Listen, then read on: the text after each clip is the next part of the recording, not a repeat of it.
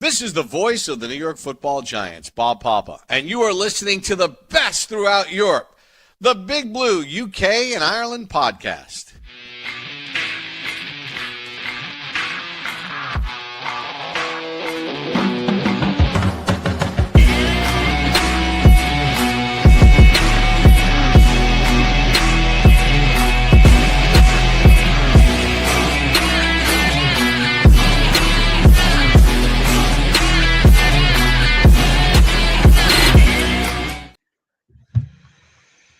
Welcome back, Giants fans, to the latest edition of the Big Blue UK and Ireland podcast. Proudly, as always, in association with Andy's Man Club. Lads, remember, it is okay to talk. Tonight, as you can see, we are 100% British, but as always, we are 100% Giants.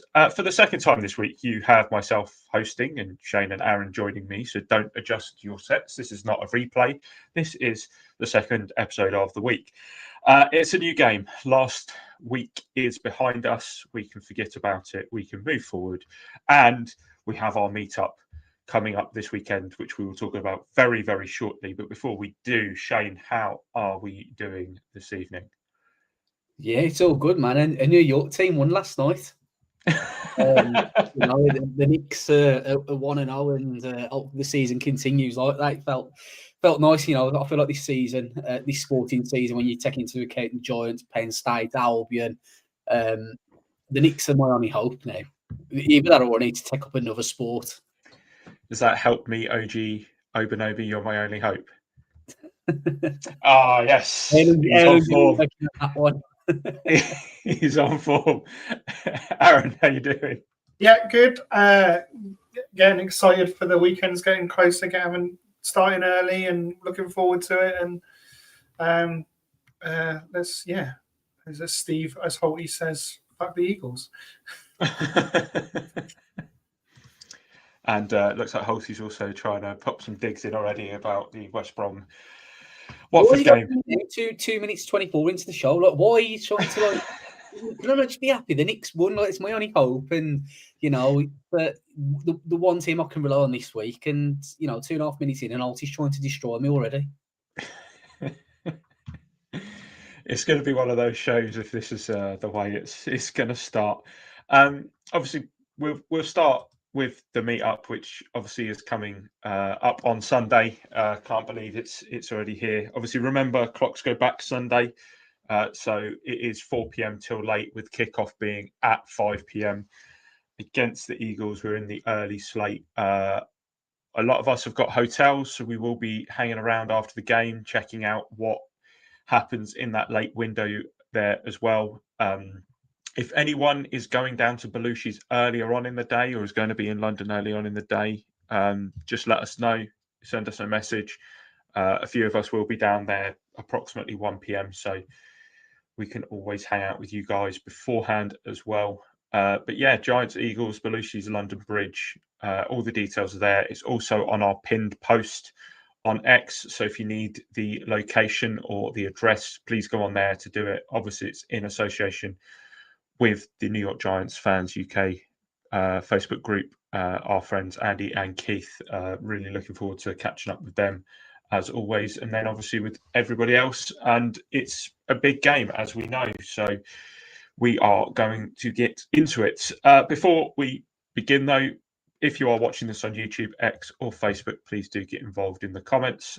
Like this video, subscribe if you aren't already, hit the notification bell, follow us on the socials in the description down below. Make sure all you audio listeners rate us on your podcast platform of choice. Aaron, how many stars? 1, 2, 3, 4, 5. 5 stars. 5 stars. Thank you very, very much. We're going to start with a bit of news. You want to hijack already? Yeah. It is news related. Looking at the cheat sheet, I don't believe it's on there for discussion. But just wanted to shout out the Pro Football Hall of Fame seniors category. Cole Banks and Charlie Connolly are among the 34 players that have advanced to the next round of that. So I just thought that was worth giving a shout out. I think Cole Banks is quite criminal that he's not in the regular Hall of Fame, let alone the seniors category, which I think he should walk into as well. well, to be honest. Obviously, Carl Banks, most people know. Charlie Connolly's not one I'm too familiar with, but he was a quarterback for us, and he actually came number 13 in the Giants' top 100 players in that season that we shall not speak about any further than this. So I just thought those two were worth a shout out, and hopefully that can continue to advance. And I believe Tom Coughlin as well has also been part of the 12 that are going into the coaching category. As well as ex-Giants coordinator Bill Belichick as well, who's on that. And don't you dare say future New York Giants head coach Shane. See the cogs turning already. Obviously, Eli Manning is also going to be going through in the standard one. I think there are 2 other Giants on there as well, but I cannot. Tiki, I think, and I think Tiki's still knocking around on the list. Did he make it through? I don't know.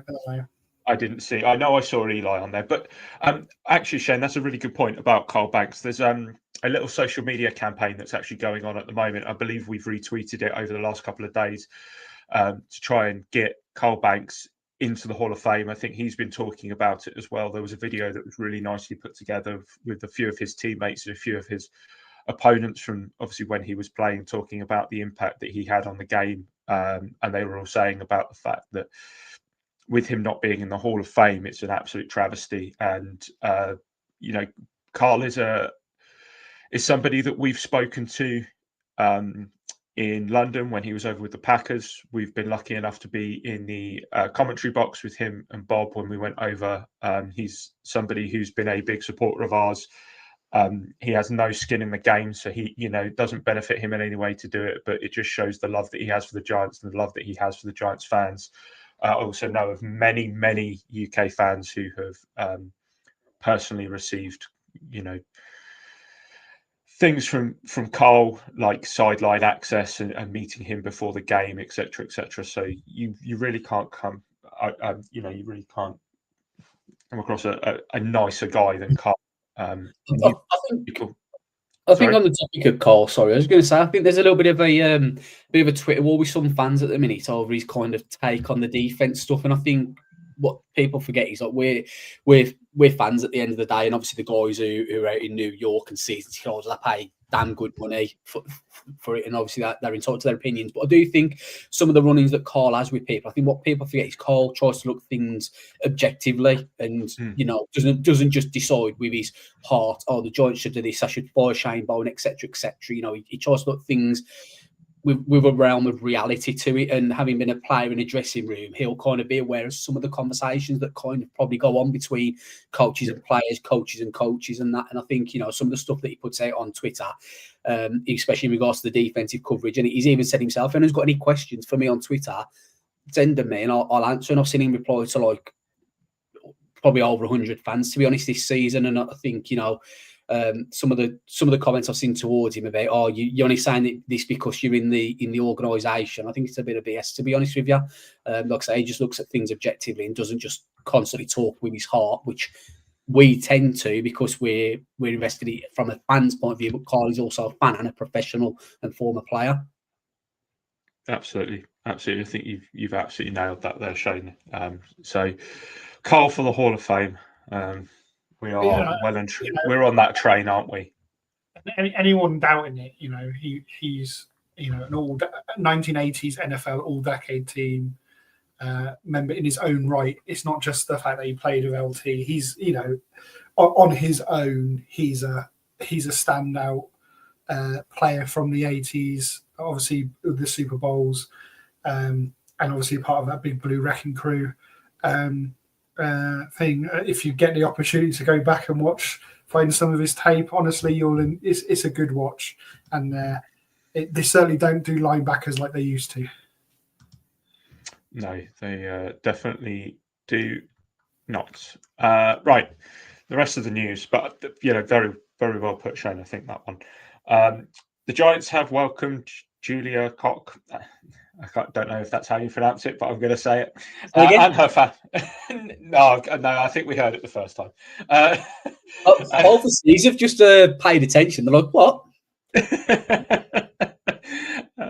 They have welcomed her and her family as minority owners. The stake is rumoured to be 10% and was approved at the league meeting yesterday. It's believed that this does not affect any of the current leadership structure. There's also 1 million roster moves to go through since Sunday's collapse against the Broncos. Firstly, the team waived kicker Jude McTominay. However, McTominay did land back on the practice squad in his IPP spot as he did clear waivers. Off the back of this, Graham Gano has had his 21-day window opened, meaning he is eligible to return from IR if the team do deem him ready. Graham was a full participant in practice yesterday and today. However, the Giants do have the option of calling up Young Hoku or McTominay if necessary. In other roster moves, cornerback Corey Black, who was a 7th-round pick of the Giants this past draft, was signed off the Jets practice squad. You might remember that the Giants released Black in a series of roster moves just after the 53-man roster was announced, hoping that he would clear waivers and go back onto their practice squad. He did not. The Jets claimed him, and he's been there ever since. Black is likely going to be the cover for Adebo, who is carrying an injury at the moment. In other moves, the Giants released linebacker Jonas Griffith and cornerback Lamarian James from the practice squad. They re-signed defensive lineman Elijah Garcia there, and they also signed wide receiver Ray McLeod to the practice squad after his release from the Falcons. For some information on McLeod, because he is a veteran of the game and has been in the league for some years. He joined in 2018. He was a 6th-round pick of the Bills, who incidentally had Dable there during that time. He has played for the Bills, the Steelers, the 49ers, and most recently the Falcons, who he's been with for the last 2 years. He has 162 receptions on 224 targets for 1,564 yards and 2 touchdowns. He is also a kick returner, having returned both kickoffs and punts. He does not have a touchdown in each, but he does have a nice little chunk of yardage there. Aaron, just very quickly, thoughts on Ray McLeod and whether we see him appearing on the game day roster? Yeah, I think he's an interesting addition, right? So obviously he's come off a main roster. He's been playing in the NFL this year. Obviously, they've got quite a number of receivers that are that you know in thinking he's kind of fallen out of the mix. I think what I understand from Ray McLeod, you look at his alignment, he's a slot and an outside guy. He's played both pretty much. He's kind of an in between the two guy. So he's there as depth for. We may see an elevation off him to give us something different. Probably not this week. It's a short week. But he could also be that natural backup for Wan'Dale if Wan'Dale was to miss any time down the season as well, because I think the slot position is maybe where we have the hardest person to find. Outside, we just kind of find anything that works. Obviously, last week there was no other receiver to catch a pass other than Wan'Dale, so you've got to try something, right? And I know we were hoping for a big addition. Maybe the record, it's not worth giving up the 2nd round pick when you don't have a 3rd. And we'll hope to try and use that to strengthen the team, either at receiver in free agency or in the draft, and use that picks elsewhere in the draft as well. So yeah, it's a no risk situation for us, but a guy that has been shown backup capability for sure. Shane, just to get your thoughts on the Ray McLeod signing, and then also the fact that the Titans released Tyler Lockett earlier this week. So is that another cheap option that the Giants could look at? Yeah, I mean, I think one of the reasons we've seen Ray sign is we'll come on to it in a bit, but obviously the quarterbacks are looking a little bit ropey at the minute. So you might see Deontay Banks thrust into CB2 position over the next couple of weeks. Obviously, we had previously had him on special teams. So if he's going to be a CB. Hold on. Different McLeod. McLeod. This is Ray McLeod. You're thinking of, I've forgotten his first name. No, I think about Ray McLeod. I think he's potentially going to play special teams a lot. So okay. Sorry. I thought you were going the cornerback route. I thought you were talking about the other. I was there, Shane. I was there, Shane. I was going to. I was thinking, why am I on about the wrong McLeod? Is he a quarterback or something? No. I thought you were going cornerback. I thought you were talking about. So I think with Banks being thrust into the CB2 role, he's going to be on the field a lot more. So he then can't play the special teams role, which is one of the reasons why I think McLeod ties in with him kind of being brought onto the roster. And then, as Aaron says, if one day was to go down or something, he could potentially fit into that position. In regards to Tyler Lockett, I think it's one of them where if there's no other options, maybe like I'd see Tyler Lockett more as a last resort. I'd rather try and get a more premier wide receiver, which doesn't seem like he's going to be happening. Failing that, I've seen Jacoby Myers say the other day that he still wants to be traded. So maybe you look at that, and then if you can't get anything, but I definitely think we need to do something at the wide receiver group. Just one other piece of news that might be relevant. Darren Waller's gone on to IR. That probably ends any hope of him achieving 50 catches. So that means our 7th round pick will go to the Dolphins. If he hit 50 catches, we'll keep our 7th rounder. But as it happens, we've upgraded our 7th. We've given up our 7th to get a 6th, which is still a win for us. Absolutely. Completely off the. I'll go a tangent to go off on. I've got a slight little tangent, but it's not too much. It's not really a question or anything. It was just a little bit of, as you boys might kind of respect this, but we all play fantasy football. We all know about different players around the league because of that. I've got to say, I've got nothing in the race here for this team, but there is a little part of me that is sad to see Mike Evans go on IR and know that he's probably not going to hit 1,000 receiving yards this year after doing it for so long. What a player he is. And it's one of those things. I saw him go on to IR with that collarbone injury that he's got to have surgery on. And I was just like, he's carried me through many a fantasy football year. So sucks for him. Yeah, definitely. More tangent, it's kind of completely off topic in a way, but since our Mayo brought up the draft, I've seen a lot of talk over the last couple of days about a 2025 redraft being done. We were talking about this earlier. Okay, so obviously, anyone who hasn't seen, a lot of the redrafts are saying that the Titans would take Jackson Dart at number 1, and the Jags would actually take Abdul Carter at number 2, which would leave the Giants at number 3, with both their draft picks off the board. Now, number 1, I think that shows what kind of season they're having. That, our 2 draft picks are off the board in the first 2 picks, and one of them went in the late 20s. But number 2, I was just wondering if that had happened, what avenue would you guys go down there? Because obviously, you both your draft picks are gone. I know Mayo might turn around and say number 3 is okay for a running back. I'm still taking Cam. Yeah. Yeah, well, I like that running backs at 2. That can't go wrong, can it? I think you'd be in that situation. You'd be taking Cam Ward, right? Like I know from what his play has been like. There's been some challenges, but given that we needed a QB coming in this season, we needed that rookie QB, and Cam Ward, I think you'd still probably be taking him 3. It's early to make a decision on whether he's going to be good or not. We know the Titans' supporting cast is pretty poor, particularly their O-line and all that kind of stuff. So yeah, I'd be taking Cam Ward. But I do think in that redraft, they tend to do the top 15 picks or top 10 picks, or whatever. I do think Cam Scatterby would be a 2nd round pick probably now in a redraft. Yeah, I think we were all clambering for, we all said that Carter was the home run pick there, wasn't it? And if he was gone, then you were going to go for a quarterback more than likely, or try and trade down. I mean, Cam Ward's probably the only person there. You're not going to take Tyler Shuck, are you? So Ward's kind of the standout. I mean, is that if Ward wasn't an option, Shane, I'll turn it back on you. What do you think you would have done? To be fair, I wouldn't take Ward. I wouldn't take him there. Like, a lot of this is based on a redraft, knowing what you know now. I still don't think I've seen enough from Cam Ward.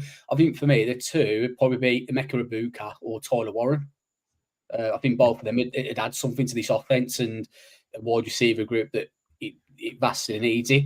I definitely won't be adding O-line halting. Any more comments like that, and I'll be putting you in a timeout.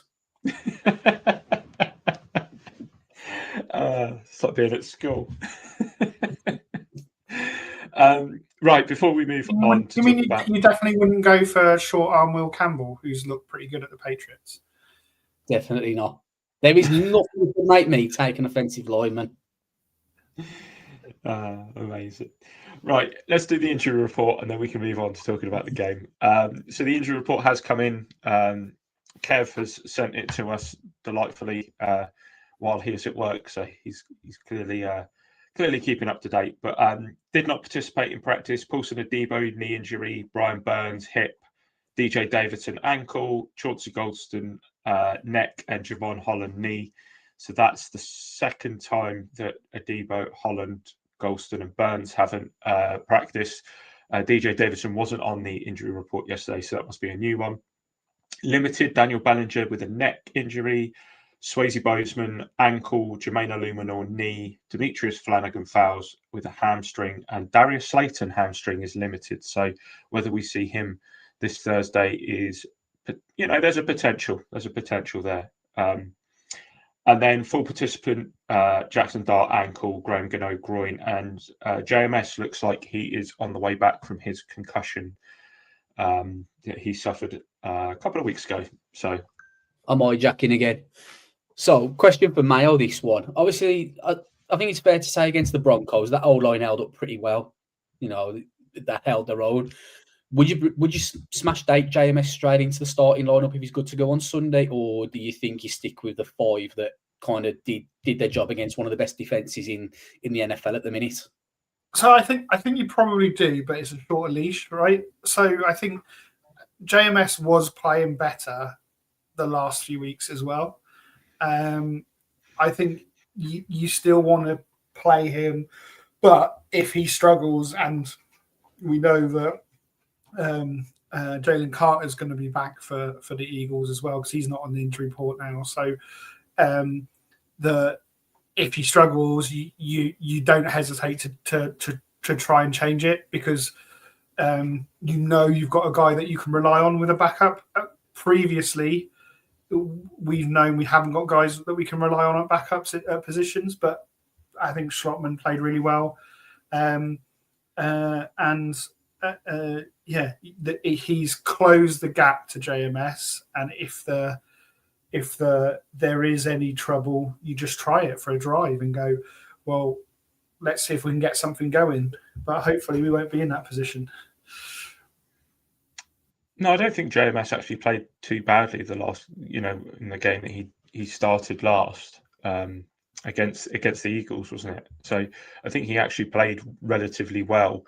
And even though he was replaced by Schlottman, he was still one of the highest graded players on offense that week. So I think it's understated that there has been growth there from JMS this season. I don't think a lot of people are really paying much attention to it, but he has been better, and the O-line has been better as a whole. I mean, there are a lot of media outlets there. I mean, PFF obviously grades offensive lines on a week-to-week basis, and we're hitting around the sort of midpoint, around the 16 mark. And how many times have we said we just want average O-line play? And we're kind of getting that average O-line, or if not above average. It's just that there's a lot of good O-lines out there now. So it's nice to see, for sure. I think you shouldn't underestimate the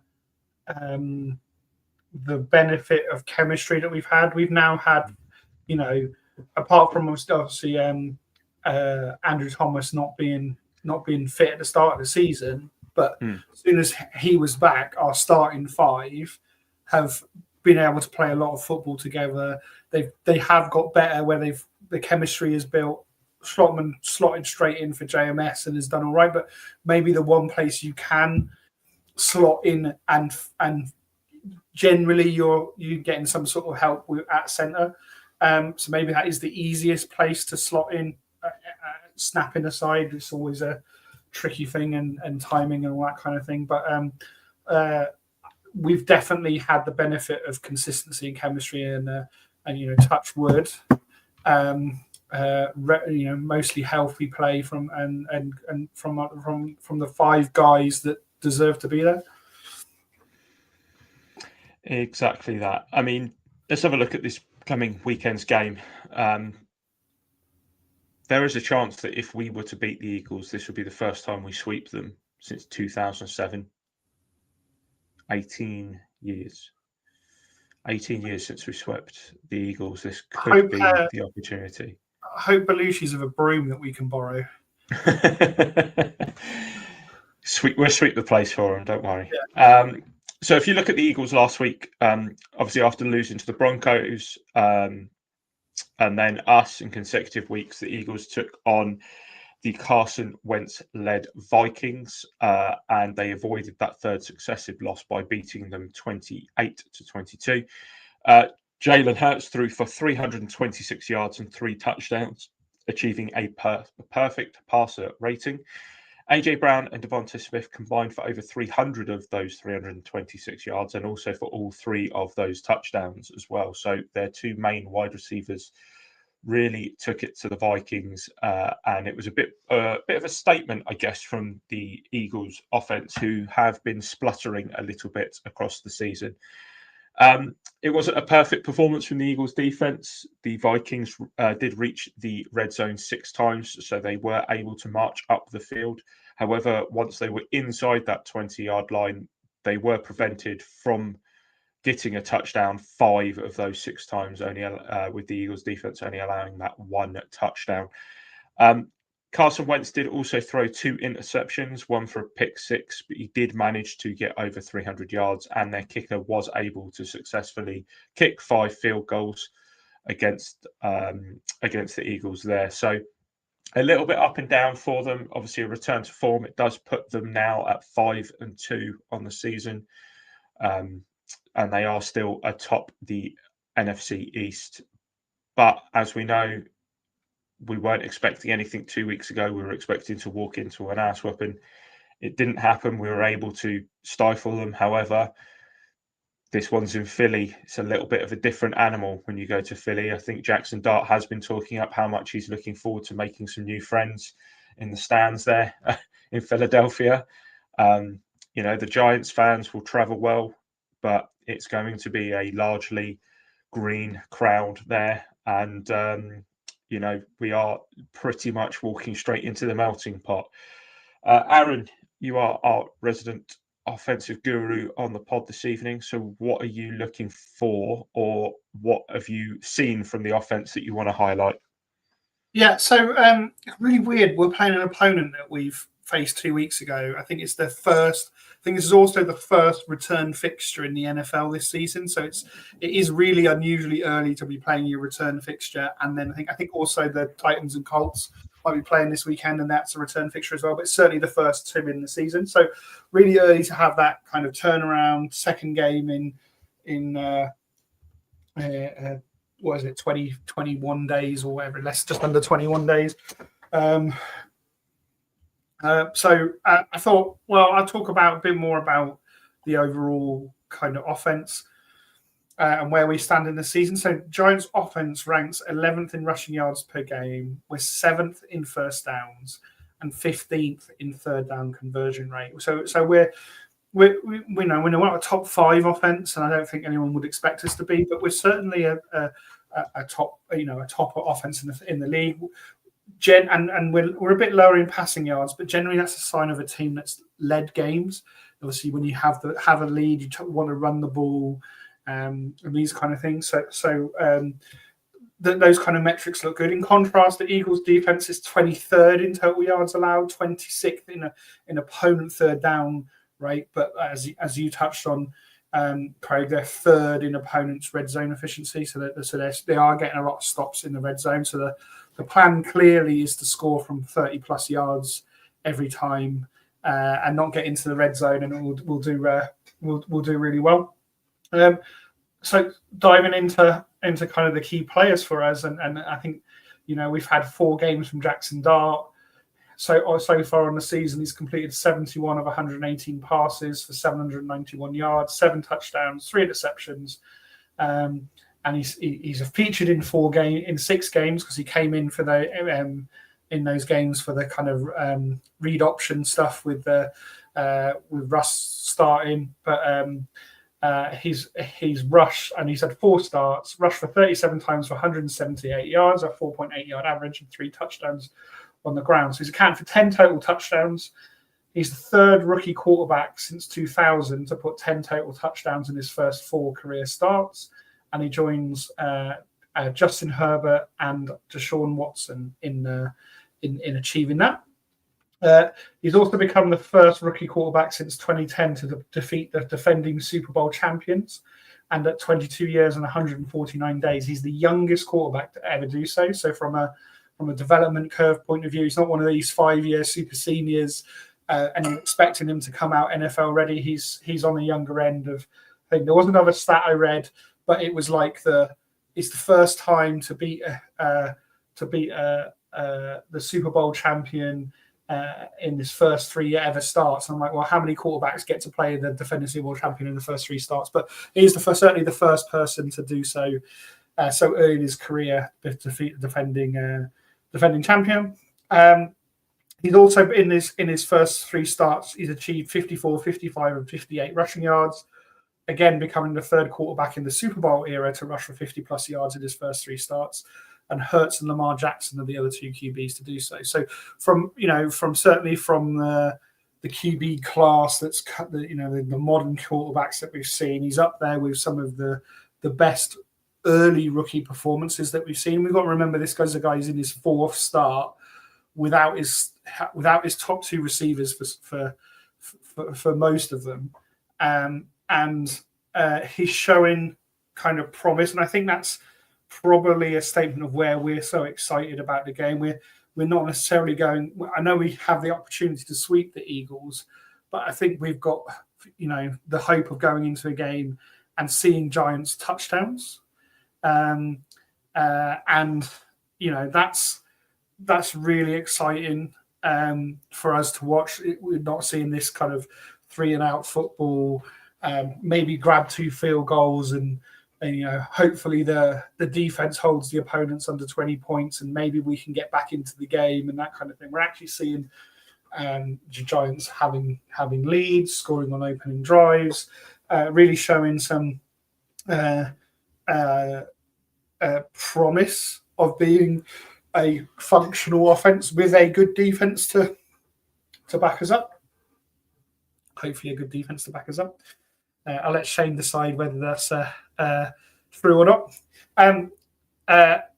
Talking about rookie sensations, the other half of the dynamic duo, Cam Scatterboo, he leads the Giants with 398 yards on 98 carries, 5 touchdowns. With all the running backs being healthy last week, he did get the start, although he had certainly had Tracy get a bit more playing time this week than he did coming back off the injuries. He's caught the ball 23 times for 189 yards. That's the most receiving yards by a rookie back in the NFL this season. Among Giants players through their first 7 games of the career since 1970, Scatterboo ranks first in rushing first downs, tied first for rushing touchdowns, second in points scored, third in rushing yards, and 4th in total yards. And he leads the NFL rookies in points and scrimmage yards this season. So, again, from a later round, mid-round draft pick, we're getting great production and just shows you maybe you don't need a running back at number 2 overall with Tracy in there as well as a rookie, getting 1,000 scrimmage yards as a rookie as well. So the 2 of them together are certainly putting up production that matches a number 2 overall pick and certainly ahead of a number 2 overall pack this season. Week 6 versus the Eagles, he went for a season high 98 rushing yards at 5.2 a carry and 3 rushing touchdowns. So obviously he'll be looking forward to facing the Eagles this week, and hopefully he can do a similar story. Other kind of important stats I noticed: Daniel Bellinger Played in 7 with 3 starts. He's only got 10 catches, but he's gone for 173 yards. That's a 17.3 yard average from Daniel Bellinger. So he's certainly opening up the deep threat down the seam and these kind of things as well. So a decent return for what is quite a crowded tight end room. Andrew Thomas is playing at an all-pro level, as we've all said. He's given up 3 pressures on the season. I think he's at the moment second overall in overall pressure rate per snap in the league. And yeah, he's everything we hoped he would come back off of his year of injury, and he's playing at a really high level. And that obviously has elevated the level of the whole O-line. And it helps having a quarterback who's shown some real elusivity. So I've always said that sacks is a QB stat, not an O-line stat. It's not always true if you're getting very quick pressure and you've got a turnstile at right tackle, Evan Neal. But sometimes it's because the quarterback's holding on the ball too long. He's not calling out his protection. He doesn't have the ability to move around the clock. We've seen some Patrick Mahomes-like elusivity, although Patrick Mahomes' rookie year didn't play. We might have seen similar performances to that. I'm not saying that he is Patrick Mahomes. I'm not saying he's going to get there, but he's shown that ability to be creative in the pocket and understand pressure. He needs to convert that into accurate throws to open receivers instead of just throwing it downfield and hoping to get a long completion. He's been quite low on his deep ball completions because I think when he's taking a shot, he's throwing it deep rather than a check down. Craig, anything to add there? No. I actually saw that stat earlier about that deep pass, but the amount of quarterbacks who also have struggled in their first year and then have become, pretty much known for their deep ball passing in subsequent years is a long list. I mean, we were talking about him prior to this podcast when we were just chatting in the studio before. You look at Drake May. Drake May struggled last year again because he had a poor supporting cast. That supporting cast hasn't actually got that much better this year, but he's more accurate. And you just have to look at, last week's performance. He was 10 of 11 on passes past the sticks. Like, players have to not only get used to it, but also they need to know what their wide receivers, what their running backs, what their tight ends are going to do. There needs to be an element of trust there. You look at some of those deep throws that he made last week to Wandale. There was the one to Hyatt. Both of those, you could argue that maybe if the players hadn't looked back, they might have got there. But again, you also have to argue that Jackson Dart just overthrows it very slightly on both of them. They're both in the ballpark, but they need to be in the bucket, and that's what we need. Yeah, and I think and just kind of to round out on kind of our offensive players, obviously Wandale has played really well this season as the only starting wide receiver that's been healthy. It looks like we'll get Slayton back. It's a good sign that he's had some limited practices. Obviously, ramping up for Sunday probably will be a game time decision. But if he does go, maybe we don't see Jordan Humphrey this weekend. Like Shane said, with Banks playing probably more time on defense, we might want to put another returner in. So maybe a Smith Marset or a Ray McLeod elevation could happen. But yeah, and then they might be a part-time player, so we might see more of Bo Collins back in the rotation at wide receiver this week. But I think that's something still to watch. Maybe Slayton will be on a snap count as well, trying to avoid the re-injury. But I sort of feel like with a hamstring, you either risk it or you don't. And if he's good enough to go, unless he gets some tightness in it, you play him on a full schedule. So that's kind of what I see from our point of view. Notable differences from maybe the last game. Jalen Carter's back. Is obviously a force up front. It may be harder to run the ball inside. We're also going to have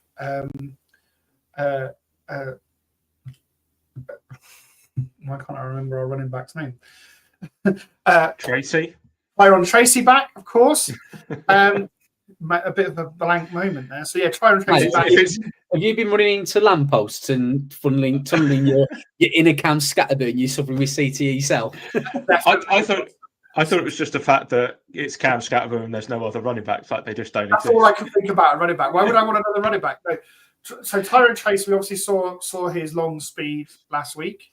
Something that we didn't have against the Eagles in the first game, and maybe if they adjust to defending the run on the inside, we'll see a bit more Tracy running in that kind of outside zone toss type off tackle running that he's and more through. And I kind of said before the draft, actually, if you look at Tracy's strength, he's really good against light boxes. He's shown that he's quite elusive and he's making guys miss.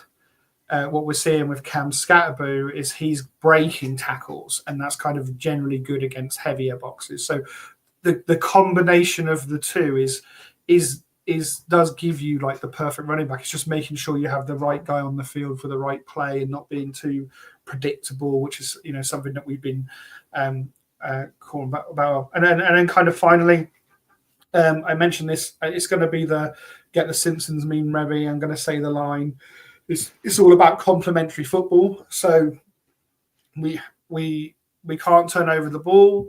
We lost the turnover battle last week. We know how critical that turnover was in the fourth quarter. We need to win the turnover battle or play sensible. It'll be nice to play with a lead again. Although, personally, from a Jackson Dart development, I'm quite interested to see a game at some point where he's got to chase the scoreline rather than playing with a lead the whole time. But maybe not this week against the Eagles. Maybe we'll do that a different week.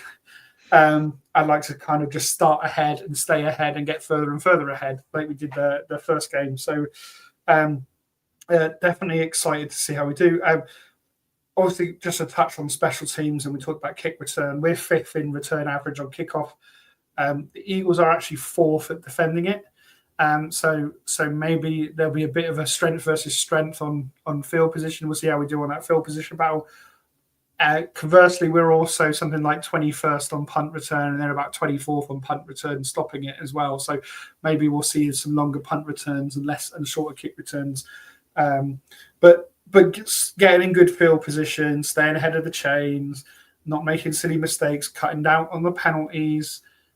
Generally, we've been pretty good on offense and penalties. There's not been too many holding calls. There's not been too many false starts. Obviously, there was a bit of a painful delay of the game. And on the road, that's always a bit harder to hear the play call, get your guys lined up, get them in the right position, get your audibles done, call your protection, get the ball off. It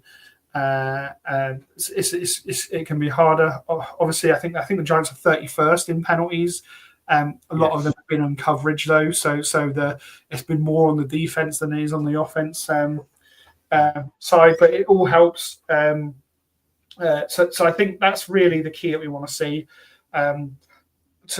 Perfectly honest, if we can keep scoring 30 points a game, kind of regardless of the result. I know it gets frustrating if we lose, but if we're scoring 30 points a game, I'll be happy as the offensive commentator. And I'll be the good luck charm. Yes. I mean, we've watched stagnant offenses for way too long, so to actually see an exciting offense is something. Just a couple of very quick notes before I hand it over to Shane to go through the defensive thing. And actually, Shane, I might open with an offensive question for you to begin with. But another notable player that the Eagles will have back that they didn't have last time is Nakobe Dean at linebacker. He had a very good game against the Eagles. But if there is one place that the Giants need to attack, it's the safety and the cornerbacks, because the Quinion Mitchell and Cooper DeJean have kind of carried on from last season, playing really well. Adoree Jackson, Keely Ringo are both under 50 on their coverage grade, and they're playing substantial snaps, like over 100 snaps already this year. And also, their safeties have really struggled. Bakuba and Blankenship are even worse in coverage. So there is maybe a little bit of a soft spot that we can kind of take advantage of. But Shane, let's say Darius Slayton goes. I'm not saying he's going to play every snap, but let's say he goes. He lines up at one. Wandale lines up in the slot. Who do you line up opposite Darius Slayton? Are you going for Little Jordan Humphrey, or are you looking at Jalen Hyatt? Or in one answer, I don't think it really matters, because I don't think whoever goes out there is really going to do a lot, if I'm honest. But I think I'd go for Little Jordan Humphrey, just because I think he's got more chemistry with Dart, and Jalen Hyatt, he's got speed, and that's it. But it's already shown that speed's not going to be enough for Jalen Hyatt to get it done in this league, especially against some of the cornerbacks that the Eagles have got. So I think I'd just go with another veteran in Little Jordan Humphrey, someone who's built somewhat with Dart in the preseason. And to be fair, since he's been called up to the roster, I think he's had a couple of games where he's made just a couple of nice catches. I think he made I think it was against Denver, where he made an important catch on third and whatever it might have been, when we were snapping the ball from our own 2-yard line. I think the first play he went to Little Jordan Humphrey, and I think he got pulled back for holding by us. And then I think he went back to him on the next play, and he kind of made the catch. So I think for me, I'd go for Little Jordan Humphrey. Cool. What about defense? What are we looking at? Because we are coming off of a shot. Yeah, I mean, the defense, this is it's a get right game for him, in all honesty. Like, you need to show, what, that last drive, that final drive for Denver on last Sunday, it wasn't good enough. But at the same time, it's gone now. It's over. You need to forget about what happened with Denver. Like, you got to go onto that field on Sunday against Philly, just forgetting what happened last week. It's in the past. We've got the L. It's in that column. It's staying there no matter what. There's going to be a few important battles this weekend. So Paulson Adebo is probably not going to play. Great. Cordell Flott's going to CB1. That's absolutely fine. It's going to be a real test for Cordell Flott too. I don't know if it was in the review game I said the other day. Bryce says that I think Cordell Flott's probably the best cornerback on this roster right now. Well, he's going to be given an opportunity, excuse me, this Sunday to prove it, because he's going to be covering either one of AJ Brown or Devontae Smith, whichever one he covers.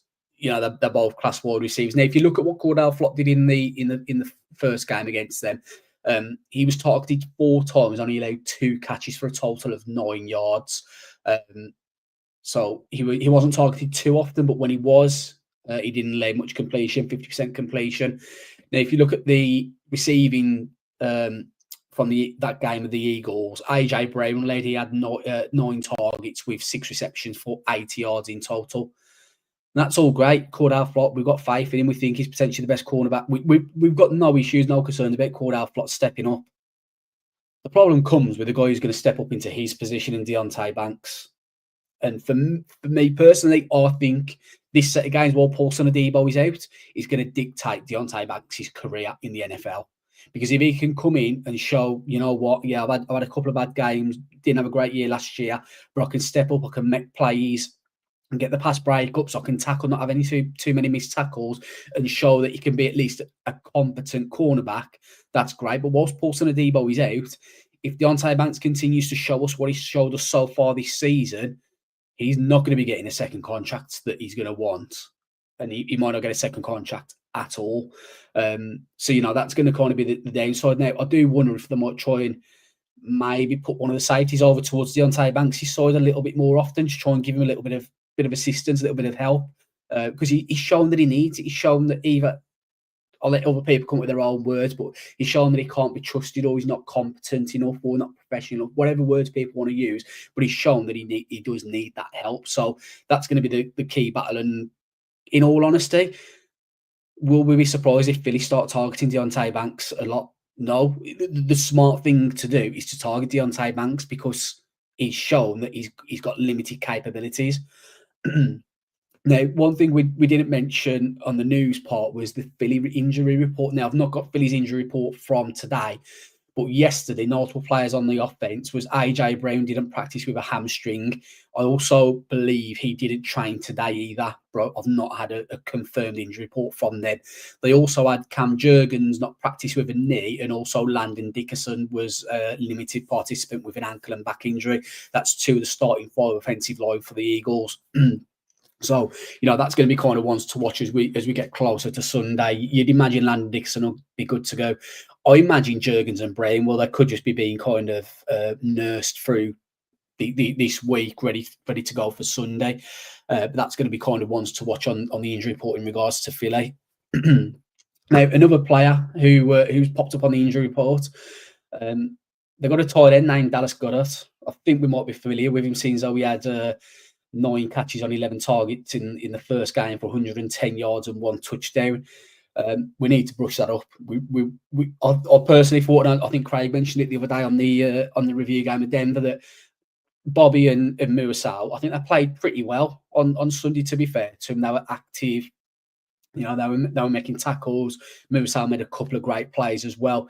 We need them to be active again this week and try and limit the damage that Dallas Goedert does, because excuse me, whilst we expect Deontay Banks to be targeted a lot in coverage, what we can't allow is to be burnt by tight ends. Now, we know where the New York Giants get on in regards to defending against tight ends. Every tight end in history seems to go for at least over 100 yards against us whenever they come up against us at some point in their career.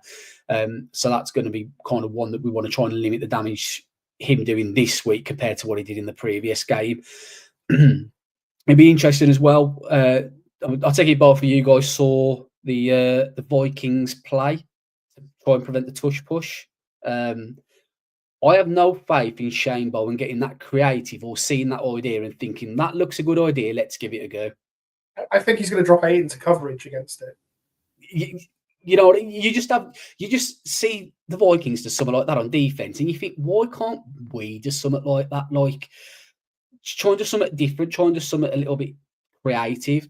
But Shane Bowen was speaking, I think it was today or yesterday, about that final drive of Denver, and he said, I need to do better. He was asked about why he didn't get Dexter Lawrence on the field, and he says, I've got to do better there. Didn't really kind of give an answer, kind of batted around it and danced around it a little bit like we see Brian Dable do, if we're honest, like not just give an actual answer in regards to the question, answer like a bit like a politician.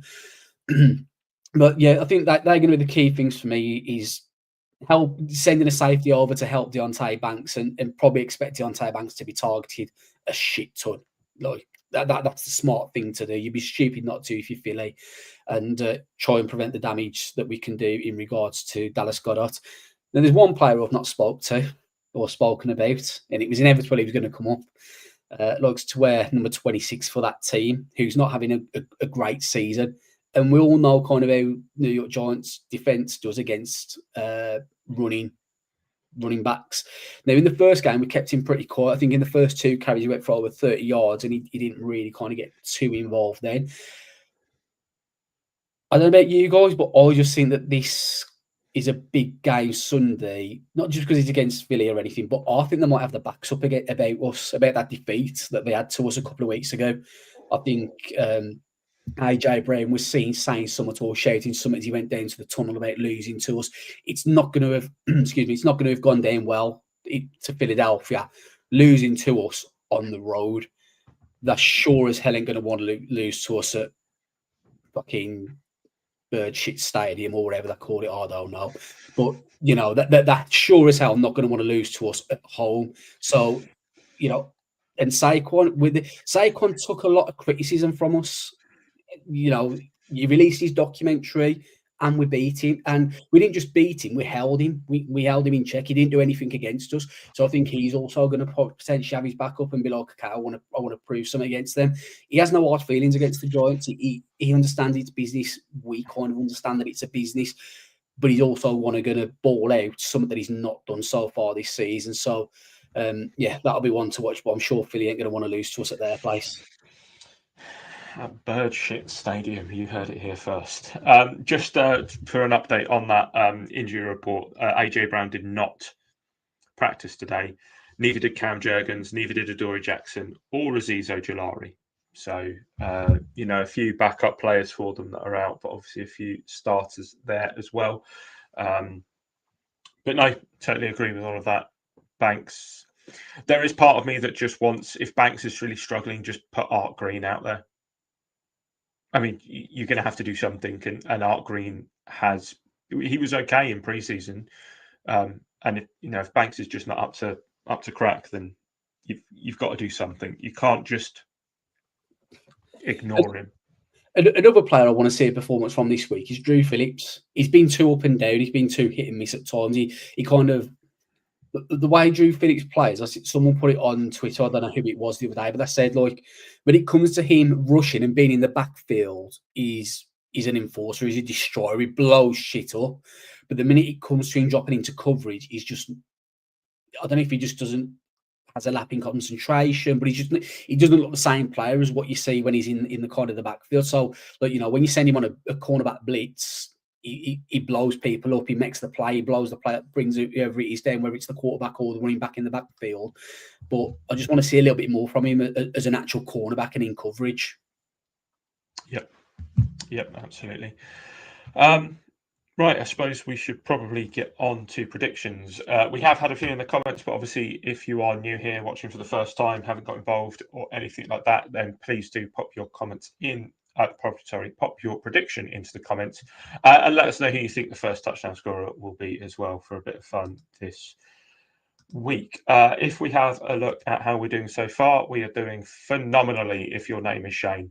Kev is 2 of 7. Aaron is 1 of 7. He's on the board. I am 1 of 7. Dan is 4 of 7. And Shane, you have predicted 5 of our 7 results right, because it's always been against the Giants. Right, so if we get into the predictions, obviously we don't have Kev with us this evening. However, he has sent his prediction in. Kev is going for a 20-30 win for the Eagles. Mr. Positivity has not gone for the Giants this week. He has gone for the Eagles. Aaron, you are normally the other side of the positive coin.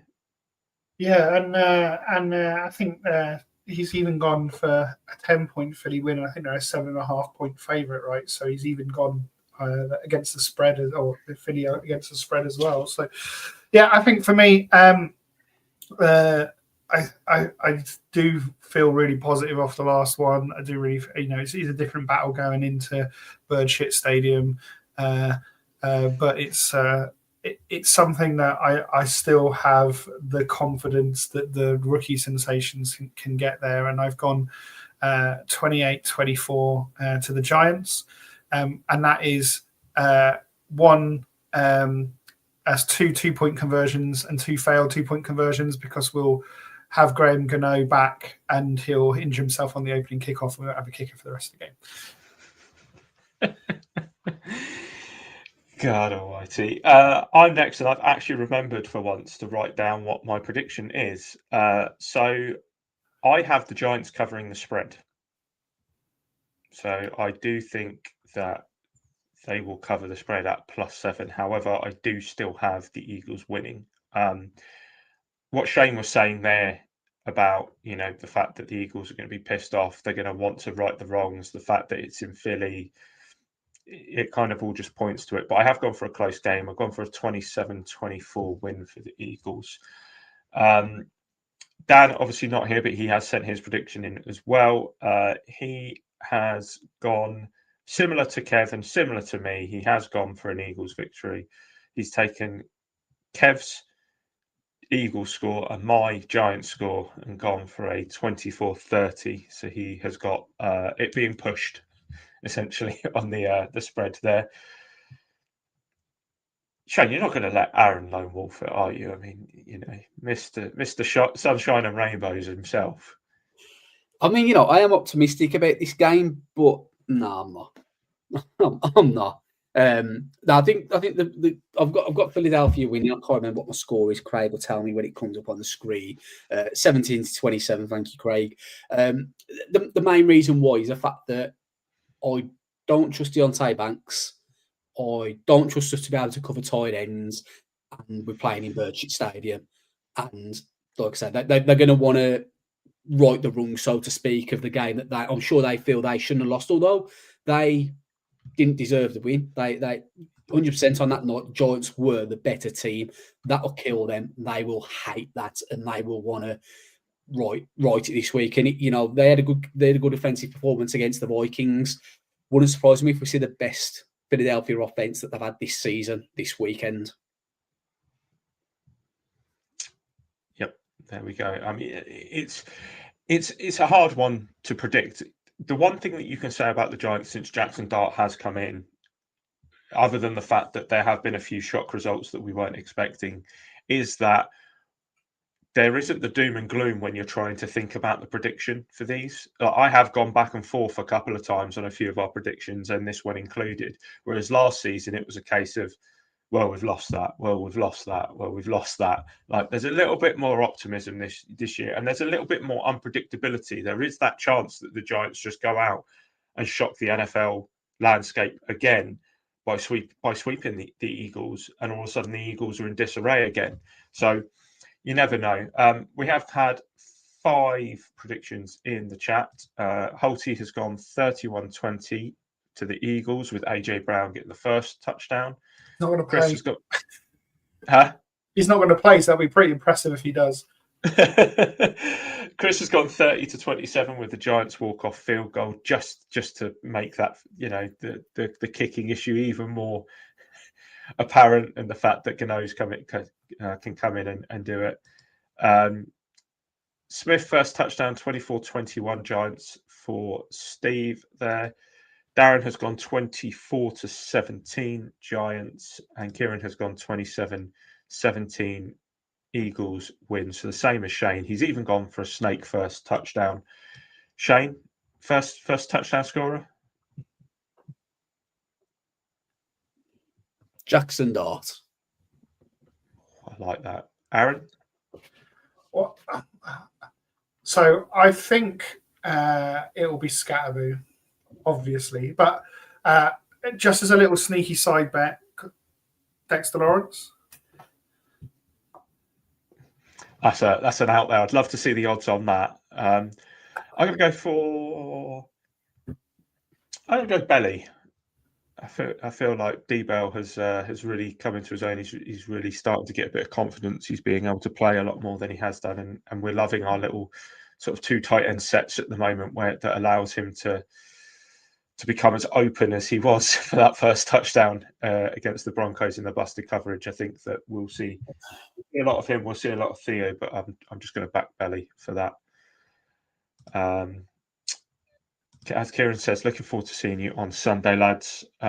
Big shout out to Kieran, who is flying over from the Fair Isles over in Ireland to come over to London for the meetup. That is all the time we have this week. However, we'll be back on Tuesday for our review, because we'll need some time to recover from Sunday night, and obviously Monday's going to be a little bit too soon. You will hopefully see some footage of us from Belushi's on Sunday night. We'll try and get a little bit out here and there of how everything goes. Obviously, we'll just plug that one last time. Belushi's London Bridge from 4 p.m. until late on Sunday. Giants at Eagles, with our partners in the New York Fans UK Facebook page. New York Giants Fans UK Facebook page, I should say, to get it right. Yeah, it's going to be a good one. Anything to add before we go, lads? No, just obviously, like I said, we're in there Sunday. I know I've said this in the past for meetups. If anyone's kind of debating and not sure about coming down, we do encourage you to come down. It'll always be a good crack. It's fun watching fun in abbreviations, watching Giants fans when you're at home and you're on Twitter and you're talking in the group chats we got. But like, honestly, have we ever won a meetup game, Craig? Yes, we won the Washington. Commanders one 2 years ago. So, like, even what I was going to say was, even when we're losing these meetup games, it's still fun, because like you get to talk instantly to people and watch it together and that. And then when you get the win, like we did against Washington, it's like makes it all worth it. So, if you're unsure about coming down, please genuinely do come down. It is a good crack. Watching American football with like-minded fans, nothing like it. I'll keep it short and sweet, and it's dilly dilly, let's fuck Philly. We can concur both messages right there on behalf of the podcast. As always, remember to like this video, subscribe to us on YouTube. You can hit the bell to be notified of when we go live. If you aren't already, follow us on the socials down below. Please do rate us on your podcast platform of choice. 5 stars. Thank you very much. Also, we have seen a little uptick in people watching these after the fact. There's been some real interest in the Giants because the Giants, for once, are actually being entertaining. So if you are watching this for the first time, even if this is on the replay, please do drop us a comment. Let us know. We've had some really, really good stuff from the last 2 episodes with the Broncos from Giants fans over in New Jersey who have found us for the first time. Please do go back and watch some of our interviews as well. There is some good stuff. And also check out the Munich vlog from last year, because that gives you a little hint inside what we do. For the most of you, we will see you on Sunday. We are looking forward to it. My thanks, as ever, go to Shane and to Aaron for joining me, to you getting involved in the comments, for watching and listening. We're signing off until Tuesday, but let's go into Birdshit Stadium and let's go Giants.